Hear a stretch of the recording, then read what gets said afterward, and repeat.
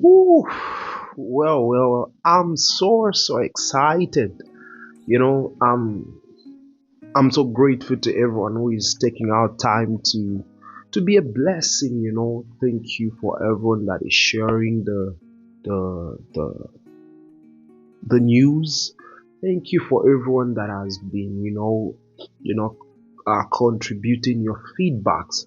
You guys are doing a good job. Thank you. And always remember to hit the subscribe button as I bring you more of this year and in the years to come.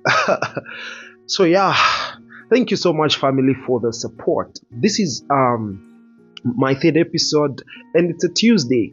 So yeah, let's have a conversation around certain things.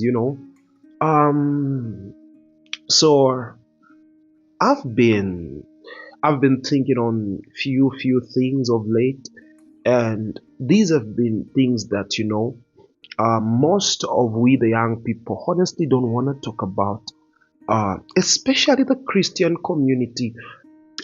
Precisely, we the young people, there are things that we've penned to black book, and those who make attempts to have these conversations, they are looked at as the smart ones, or maybe the humble ones, and sometimes uh, they are code names. But for how long? The question would be, for how long can we really ignore these things? You could be wondering, what's that?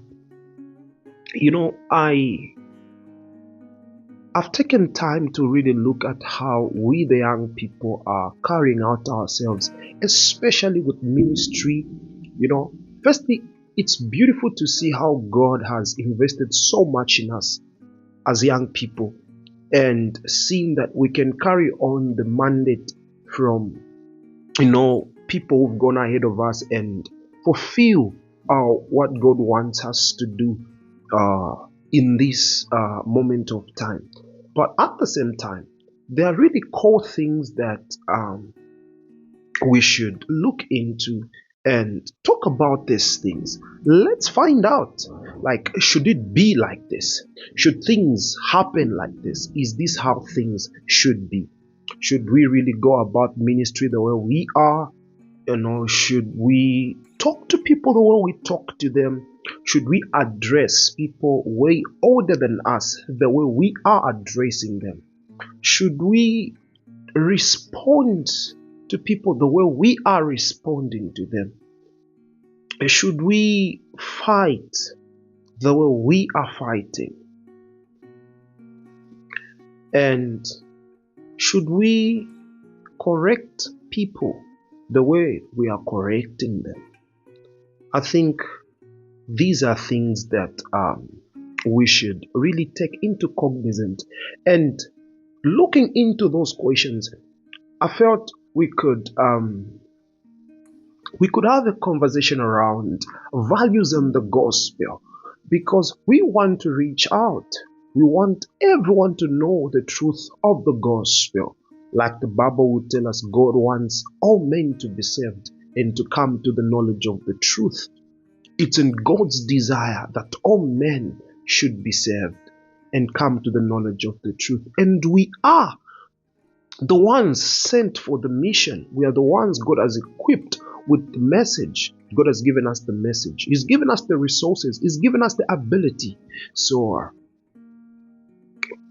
if He's given us all these things, God also has given us, prototypes we should look into and follow. People we can look up to, learn how they did, what they did, and just implement certain things. Principles are always the same. A principle that worked for someone 10 years ago, applied today, it will work. I remember one time, I think in the first episode, I was trying to define what success is. And I think, let me give you another piece of what success is. Success is not a product of chance. Success is a product of principles, proven principles that work. So if there's a principle that worked 10 years, that principle can work today. So if we're going to attain and see certain things we would really want to see, we as young ministers, as young people, as young Christians want to reach out, there are things done that we should really and greatly consider, and those are what I'm calling today as values. It's so sad to see how that the zeal, the desire, the knowledge, the wisdom that is placed in us cannot be balanced with values. And what does that mean? We find young people who are so gifted, so knowledgeable, who do not have an understanding of a place of values.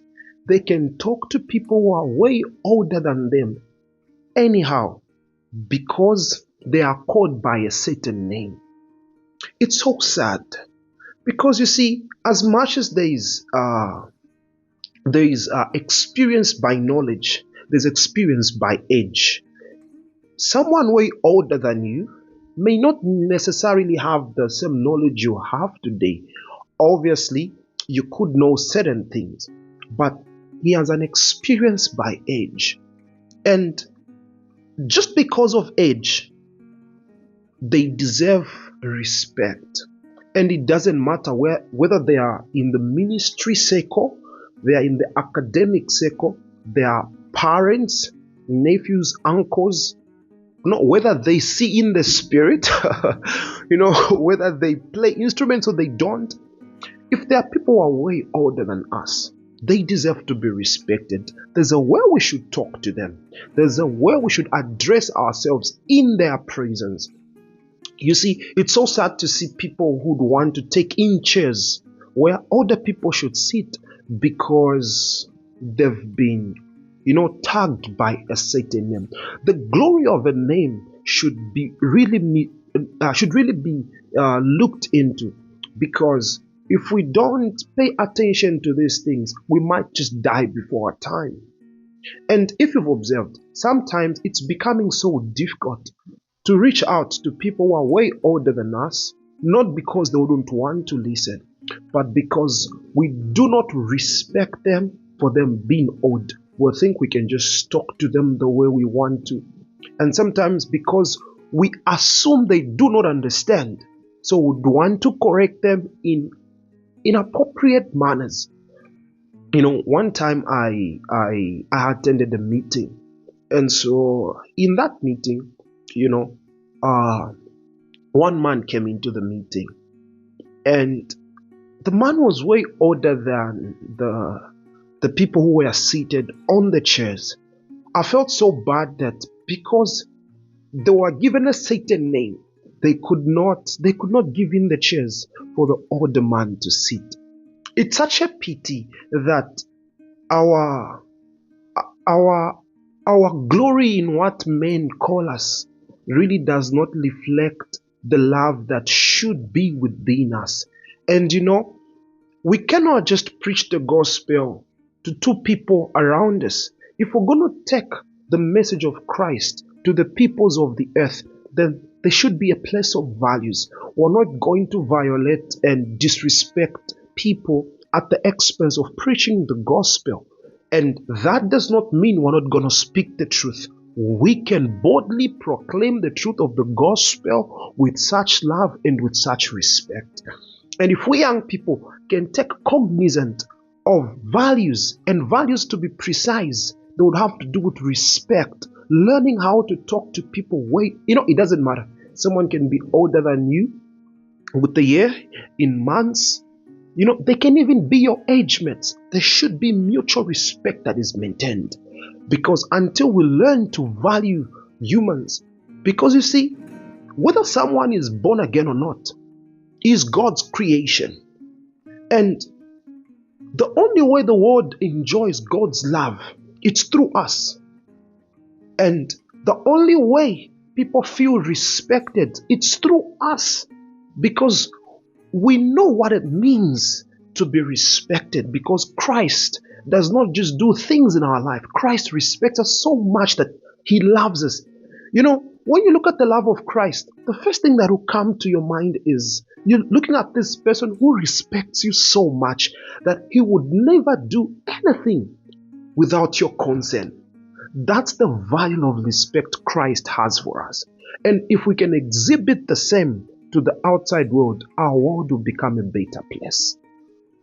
And why are these things very important, to work on, especially for we young people? Because we have the whole world to reach out to. We have a whole community to talk to. You see, we're not going to carry out, sometimes I feel so sad. And I was victim of that. There was just this time when certain things were just clicking in my mind, and now I was just an excited boy. Just excited, I was just very excited. So sometimes I'll just go on media and write. You would. So one time I wrote a certain post, and then I remember vividly my mentor, just texted. He's like, "You do not address the church in public." I was like, "Woof." From that day, I learned how there's wisdom that came to me. I said, matters of the house should be matters of the house. Like the prophet would say, we should not allow the heathen look into the matter and make mockery of the mercy of God. This is the wisdom that should govern with the young people. We cannot preach people who are way older than us. It's not in our capacity. It's not in our strength. We have a more glorious message to reach out with, and that's the message of Christ and his love. But you see, until we learn to recognize these things, put them into work, and know that people way older than us, they have people who can talk to them. Well, we bless God if people who are way older than us can take, instruction from young people, and we bless God for that. But if people way older than us are not respected, they can never take any instructions, and it's not in our right to instruct them. You see, we thank God if they can be instructed, and if they cannot be instructed, we thank God. I strongly believe God, in his wisdom, he has made things in ways that there'll always be one to talk to someone way older than you, and there are ways we can use to talk to people way older than us. It's a pity sometimes you find young people, they would make their own mothers carry chairs in church in the name of, it's a pity, because you're looking at someone who brought you on earth. I mean, this is your mother. Like, didn't you think for once that this is my mom carrying a chair? It should never be like that. It shouldn't be like that. No, I don't feel it should be like that. There should be a place for deep reverence for people way older than us. And like I said, they could be in ministry. They could be outside ministry. But a place of values. We take cognizance of how do we talk to them? How do we address them? You see, when they call, how is our heart posture? Because until we learn to respect people and value humans, it will be very difficult for us to reach out. There are many prayers young people pray. I want to be heard. My voice is going to be heard. As beautiful as that prayer is, check the quality of your values. Very important. And so, if you are listening to me today, all you do is check the quality of your values as a person. Really, does your passion, your love to preach Christ, nullify your place, rather the place of values? Does your desire to reach out with the message, take away respect for humans? You'd have to think about these things, because we cannot identify ourselves with what the world identifies itself with. There's a difference. We're different people. We have a different language. We have a different mentality. There's a way we relate to our peers. There's a way we relate to people who are older than us. And values are key.